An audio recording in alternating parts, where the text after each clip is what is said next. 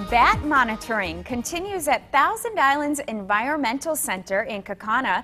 Naturalist Debbie Nowak joins us along with bat detective intern Lindsay Brown to tell us what the fun is all about. And Debbie, we'll start with you. Tell us about the bat monitoring program.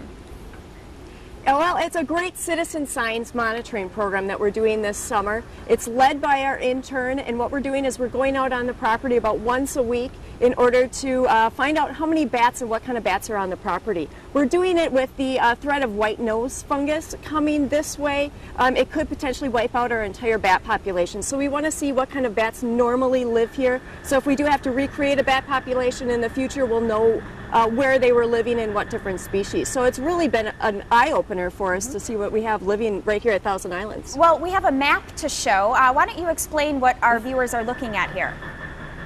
Okay, on the map you'll see kind of an orange line. That's the trail that we've been walking. So Lindsay, along with some volunteers, walks this trail about once a week, and they use an anabat detector to figure out where the bat calls are being heard. If you look, you see a couple of green circles on that map. That's where they've actually detected some little brown bat calls. And that's really cool because the little brown bats are the most affected by the white nose fungus.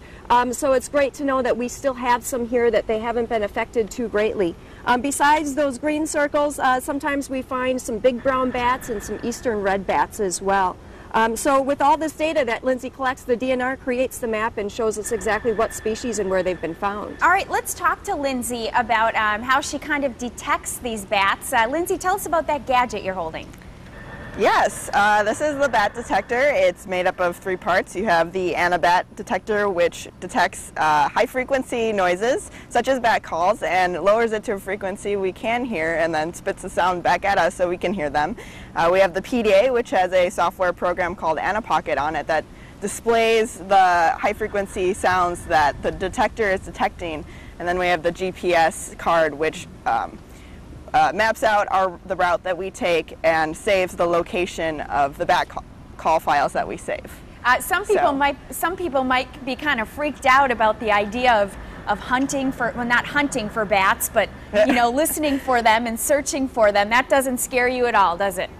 No, not at all. I mean, we are in no direct contact with the bats themselves. We're pretty much just picking up on, the noises that we normally can't hear that they make to, hunt for insects. So, I mean, there's really no danger to us. And bats are really cute animals. So, and it's really cool to just see them flying around, as well as listening to them. Yeah. So. Very interesting. Thank you to the both of you for joining us this morning Thank you. and telling us more about this program. Thank you.